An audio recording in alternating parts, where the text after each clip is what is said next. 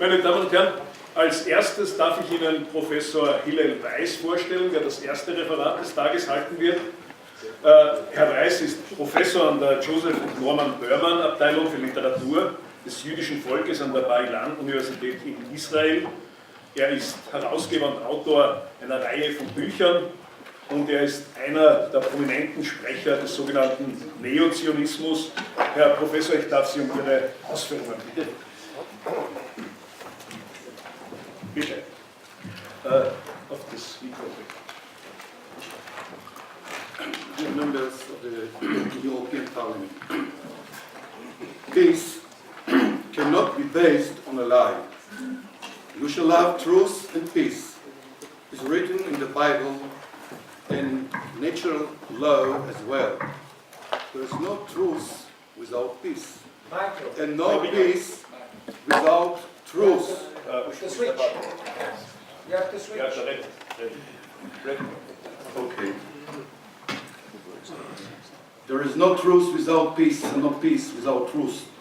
Truth is based on justice, which is committed to saving the oppressed from the hand of his oppression. The question that we face is, who is the occupier?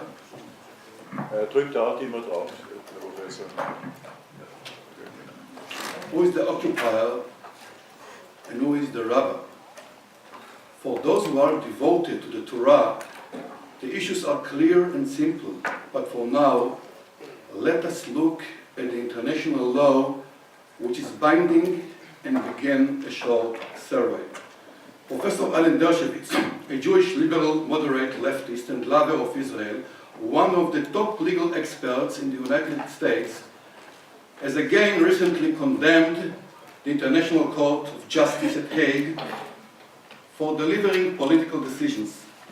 This is in contrast of the International Criminal Court at The Hague, which refused to recognize Palestine as a state and which rejected a series of resolutions that Palestinians submitted against Israel for war crimes during Operation Castleman.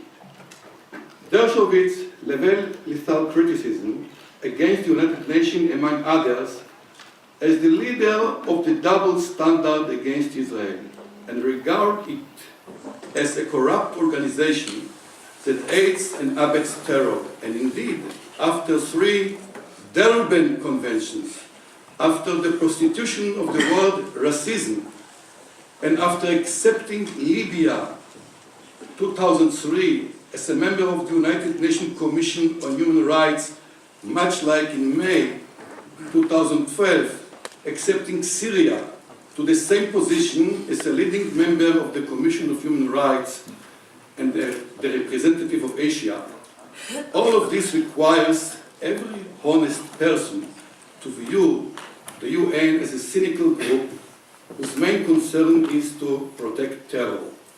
It is the top cause of the corruption of the ethics of human rights as formulated in the Universal Declaration of Human Rights adopted by the United Nations, the gift of the world to the world of the French Jew René Cassin. At this mention of the Jewish contribution to the struggle against racism, I shall again mention that the Torah of the people of Israel, which precede every other monotheistic religion that purports to supplant it, was the first to claim that there is one Father of us all, blacks and whites, Arabs, Germans and Jews, and this is Adam.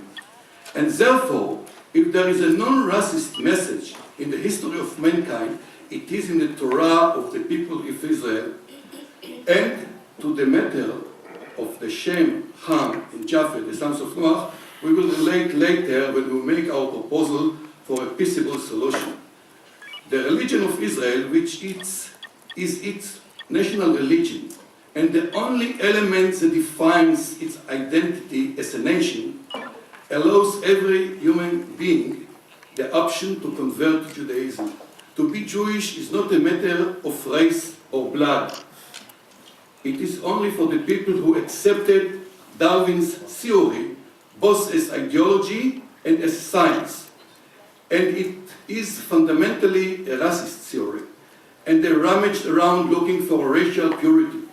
Those are the people who should rightly be called racists. For example, the Holocaust denier Abu Mazen, who has said more than once that in the Palestine he envisages there is no room for Jews. In the same interview, is a Jew living in Israel, in areas that were liberated by the Israeli army in 1967, indeed a foreign occupier, who is violating the Fourth Geneva Convention designed to protect human rights, to prevent the theft and disposition of the occupied people, and in the land of Israel under the international law in effect today, which is binding now. Is the Jew foreign occupier of a territory that does not belong to him, but to a state that does not exist and never exist, a state called by the name of Palestine? The mandate of Palestine was only for the Jews, and we'll speak on it later. In the words of its own heads, such as Yasser Arafat, Faisal Husseini, Zohar Mohsen of the terror organization Al-Saika, and even former Knesset member Azmi Bishara, all of it was invented for the other purpose, for no other purpose than to be a Trojan horse whose reason for existing is to destroy the state of Israel. Only a week ago, one of the Hamas leaders from Gaza was photographed imploring Egypt and complaining of the lack of the provisions of raw materials.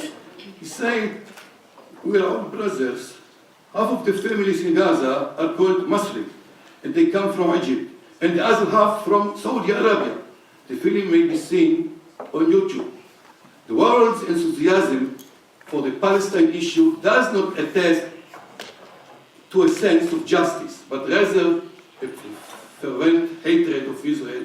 The nation says, like in Psalm, "Let us go destroy them from among the nations, and the name of Israel shall no longer be remembered." The garden variety brand of anti-Semitism, the onslaught must inevitably bounce back to those who launch it. When they will feel remorse and shame, the punishment for the nations who try to dispossess the people of Israel from God's land and take it over is written many times in the Book of Books. I will just refer you to one beginning of a chapter regarding the nations being judged in the valley of Jehoshaphat from the book of Joel, chapter 4. "For I behold in those days and that time, when I shall bring back the captivity of Judea and Jerusalem, Israel were destroyed.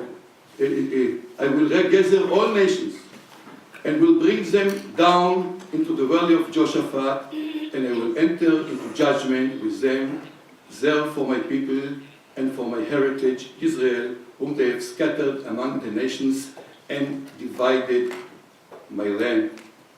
And Netanyahu also is not permitted to divide our land.